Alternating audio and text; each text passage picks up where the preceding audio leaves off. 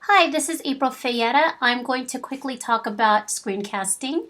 So I've been screencasting since 2009, and a huge reason why I like to screencast and post on my website or my Google Classroom is so when I'm done teaching the lesson, the students um, can just rewind it and just look at what I was teaching them. They don't have to ask me over and over, oh, what did you say about this again? Where is it?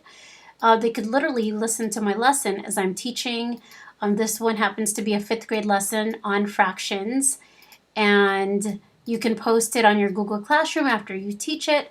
And now that we are teaching online and distance learning, students will listen to you as you are teaching. They can look back. They can just pretend it's your smartboard or your big screen TV in your classroom, but they're watching it at home from their Chromebooks or their device.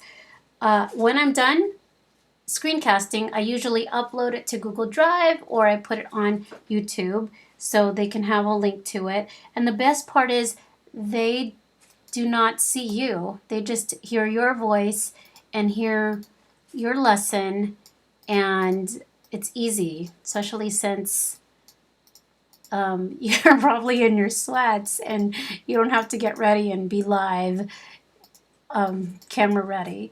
Okay, so I hope that helps, and I will post a few more videos on how you can use screencasting to teach online. I hope this helps.